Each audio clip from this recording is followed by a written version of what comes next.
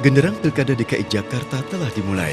Lebih dari sekedar pemilihan gubernur dan wakil gubernur, Pilkada DKI Jakarta kali ini merupakan pertarungan antar ketua umum partai.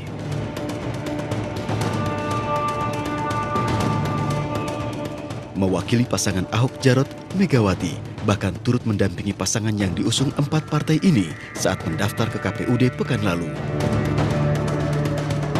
Ada juga nama besar SBY sebagai kubu Cikias dengan dukungan PKB, PAN, dan P3.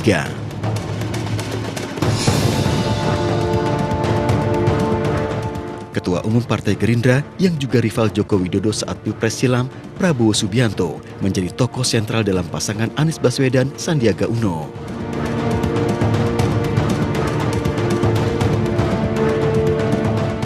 Saya berharap pada 2017 nanti pada saat yang telah ditentukan bahwa pilkada daerah khusus ibu kota Jakarta ini kita akan melakukannya dengan cara demokrasi, aman dan stabil.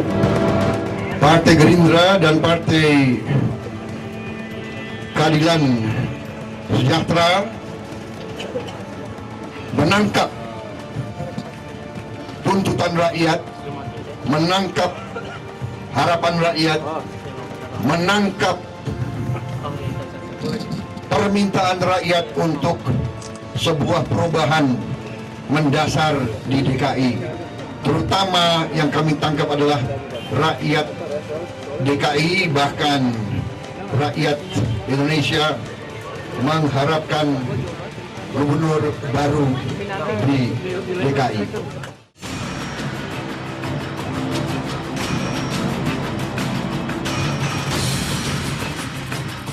Berkaca dari pilkada sebelumnya, kursi gubernur DKI Jakarta memang kerap menjadi pesta demokrasi bagi 7,4 juta pemilih Jakarta.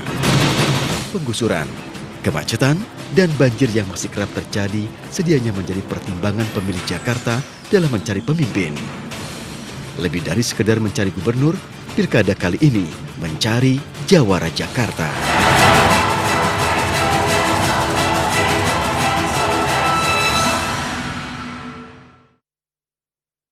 Selamat malam, kita jumpa lagi di Polemik, program bincang-bincang yang membahas sebuah persoalan secara komprehensif dengan menghadirkan narasumber yang eksklusif. Saya Latif Sregar akan menjadi teman Anda berpolemik selama 90 menit ke depan. Pertarungan menunggu siapa bergabung dengan siapa, siapa ikut partai apa sudah berakhir. Tapi bukan berarti pertarungan untuk memperebutkan kursi DKI 1 sudah berakhir. Justru saat inilah awalnya menerapkan strategi untuk memenangkan kursi DKI 1 tersebut. Mencari jawara Jakarta, itulah tema polemik kita malam hari ini. Dan di studio sudah hadir bersama kita, ada Bung Mardhani Alisera dari tim ses Anies Sandi. Selamat malam. Selamat malam. Nggak begini Assalamualaikum warahmatullahi wabarakatuh. Waalaikumsalam. Pasangan aja. Pasangan aja. Dan ada Ibu Andi Nurpati, Ketua Tim Pemenangan Pemilu dari Partai Demokrat. Selamat malam, Bu Andi. Selamat malam. Ya. Assalamualaikum. Kemudian ada Bung Yose Rijal, pengamat media sosial, Direktur Eksekutif Media Web. Selamat malam. Selamat malam, Bang. Ya.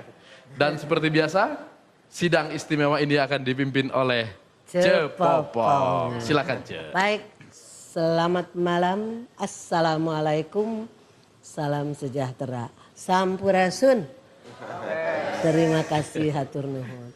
Pertama mohon maaf, Cepopong suaranya lagi kurang enak didengar. Ya. Tapi enak atau tidak enak tetap harus didengar. Iya. Untuk kesekian kalinya kan kita mengambil tema mencari jawara Jakarta. Maka untuk kesekian kalinya juga Cepopong dengan ucapan Bismillahirrohmanirrohim akan membuka sidang istimewa ini. Breng. Iya. Mangga, ya kan? Ya. Nah, tata tertibnya seperti biasa aja kalau kita mau sidang. Ibu Andi pasti tahu. Silahkan berbicara apapun asal tidak keluar dari Tema malam hari ini. Iya. Silahkan kan? Oke. Dengan catatan diaturnya nanti oleh Pak Polisi Latif. lalu lintas. Mangga, Iya. silakan. Suara Cepopong hilang dan terus?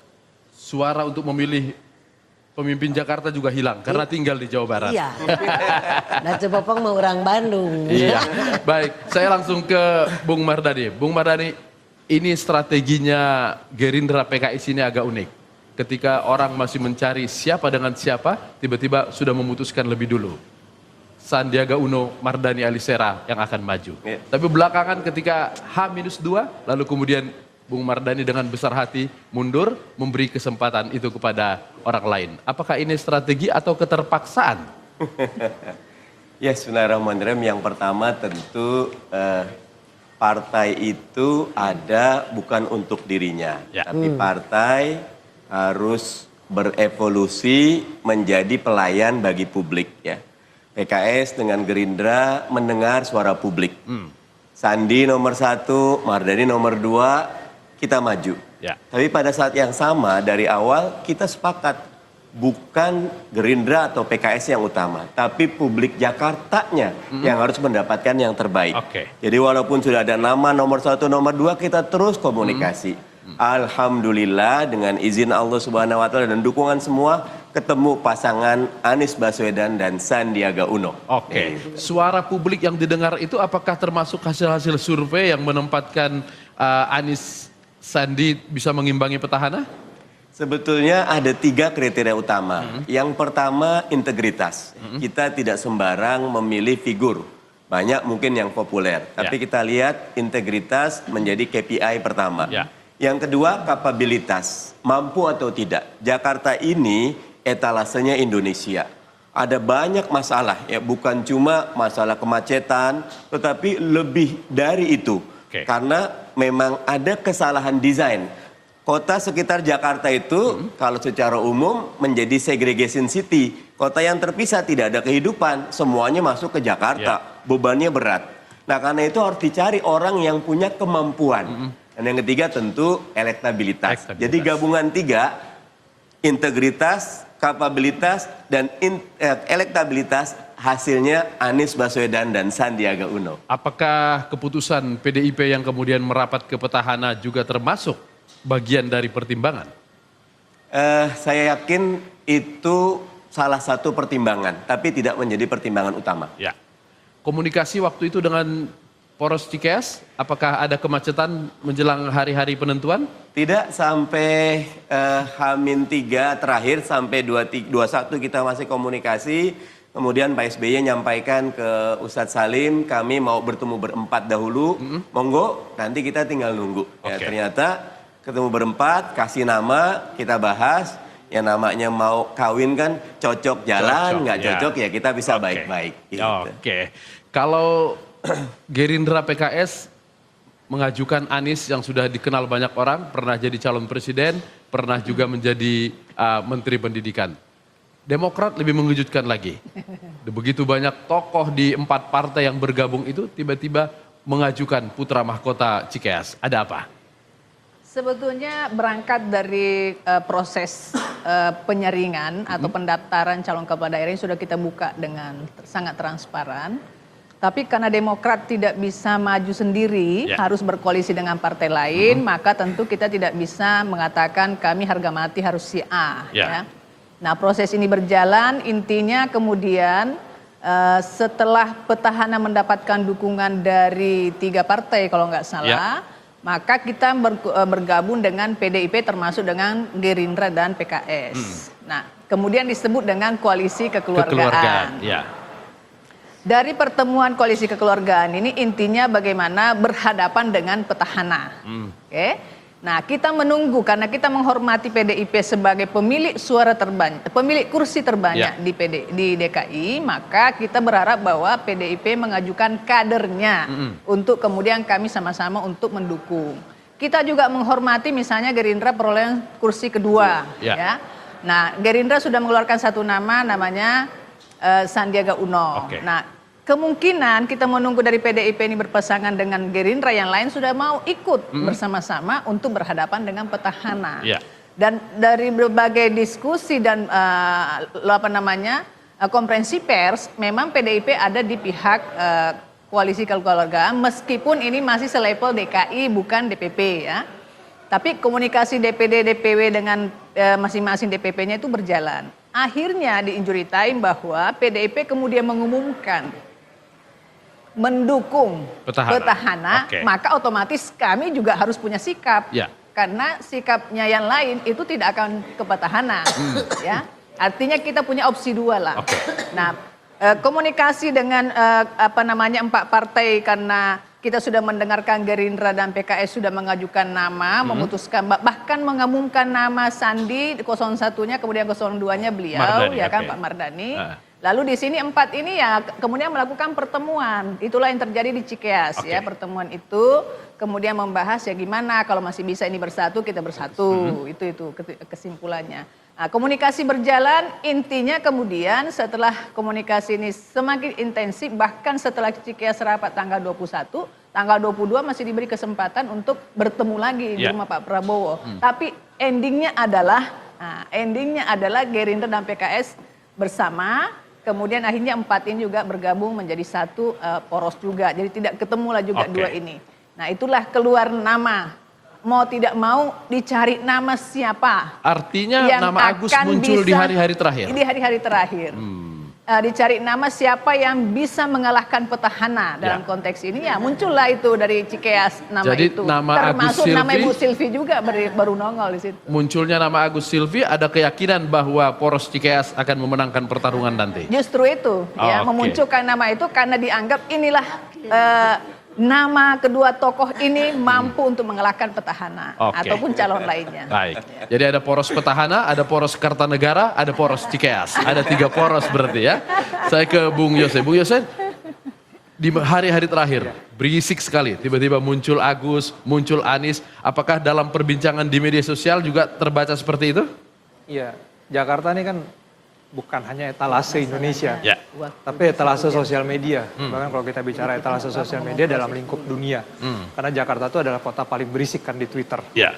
Artinya apa yang terjadi di kehidupan sehari-hari itu pasti langsung naik, keangkat di sosial media ya. Terutama kalau kita bicara politik tuh di Twitter. Ya. Nah memang kita perhatikan dinamika hari-hari terakhir tuh luar biasa. Jadi dari mulai ketika PDIP mendaftarkan pasangan Ahok Jarot, itu pasangan Ahok Jarot langsung spike. Nah, yang menariknya ini kan kita dibikin agak PHP ya, berhari-hari terakhir gitu sama poros Kartanegara sama poros Cikeas kan. Jadi hari Jumat itu, kalau nama Anies memang sudah mulai muncul beberapa hari sebelumnya. Orang udah banyak yang menduga-duga Anies akan berpasangan dengan Sandi. Sehingga mulai hari Rabu tuh mulai naik, Anies sama Sandi. Oke. Nah, pas hari Jumat muncul pengumuman mengejutkan, yaitu Agus dan Silvi. Ya. Agus yang sebelumnya nyaris tidak pernah dibicarakan orang, Silvi juga tidak pernah dibicarakan orang. Tiba-tiba hari Jumat memang sempat mengalami kenaikan yang sangat Jadi begitu drastis, diumumkan itu langsung langsung mendapat naik, sambutan. cakapannya langsung naik sekali. Betul. Tanggapan positif, negatif bisa dibaca nggak? Betul. Pada waktu awal itu hampir semua, ketika sudah diumumkan, itu hampir semuanya tuh responnya lebih kepada positif daripada negatif. Memang ada yang mengupas dan lain-lain. Ya. Tapi mostly lebih pada positif. Nah ini sudah hampir seminggu dari pencalonan, mulai kelihatan pertarungannya, poros-poros di sosial media pun mulai terbentuk, poros positifnya ke setiap pasangan calon, poros negatifnya. Ada poros juga yang berdiri sendiri, ada yang sudah saling memention dengan sentimen yang berbeda. Jadi ya dinamikanya sangat terasa di sosial media. Ada beberapa akun yang kemudian membuat survei dan di beberapa tempat ada Agus yang menang, betul. kemudian ada yang Anies yang menang. Apakah ini pengaruh dari keramaian ketika pencalonan itu? Ya, memang kan Twitter ya menyediakan polling. Ya. Nah, biasanya kita tidak terlalu menganggap serius lah ya hasil-hasil polling di Twitter karena ini sangat mudah untuk digerakkan, tinggal orang pencet. Nah, yang kami ukur tuh sebetulnya adalah percakapan dari semua pengguna media sosial dan diukur juga sentimennya. Karena kadang-kadang mereka bukan simpatisan, kadang-kadang mereka juga nggak mention, tapi percakapan mereka berdasarkan pengalaman kami dari pilkada dan pilpres sebelumnya itu bisa mencerminkan nanti realita yang akan terjadi hasilnya gitu. Oh, bisa ada sambungannya ya? Pengalaman kami itu dari 2012 dimulai pilkada DKI dulu. Dulu pun waktu putaran pertama kan hampir semua lembaga survei pada waktu itu bilang pasangan petahana yang menang. Nah di situs kami di Politika Wave itu Jokowi Ahok yang menang. Itu berdasarkan percakapan masyarakat di media sosial. Oke. Jadi akurasinya sangat tinggi antara media sosial sama di kenyataannya gitu. Oke, yang banyak terbaca dalam perbincangan itu, apakah tokoh-tokoh yang memang sudah memiliki tendensi pemilihan kepada sang calon atau masyarakat umum? Kombinasi. Tentunya ada percakapan yang memang di-drive Ya. oleh tokoh-tokoh itu. Robot-robot juga? Kalau robot kita filter. Kita filter, Nah, oke. jadi buat semua tim Ya. sukses untuk robot-robot itu Nggak pasti usah. nggak usah lah Ya, dimainkan. ya, Kita ya. filter semua Ya. pasti. Nah, jadi memang robot-robot kita filter yang kita tangkap itu adalah percakapan oleh akun-akun real. Oke. Baik oleh tokoh, mau simpatisan maupun masyarakat umum yang mungkin mereka tidak terkait sama sekali. Dan ini kan jadi menarik ya karena Oke. tiga-tiganya muda. Ya. Jelas tiga-tiganya menyasar segmen anak muda yang Ya. memang segmen sosial media gitu. Oke, dan yang menarik tiga-tiganya A. Ahok, Tiga-tiga. Agus, Anies. Jadi pasti pemenangnya A nanti pada Februari 2017. Cepopong. Mangga, kalau menurut pendapat Cepopong, warga DKI sekarang itu kan sudah tidak usah bingung-bingung mencari Jawara Ya. Jakarta. Sekarang mah kan sudah jelas. Calonnya itu sudah ada 3 setel. Dan kan? semuanya jawara kok ya? Semuanya udah Oke. Jawara. Kalau tidak Jawara nggak akan Dicalonkan. diajukan calon Iya, bukan. iya, iya. Nah, tinggal sekarang yang dari 3 itu garis tangan yang mana? Iya.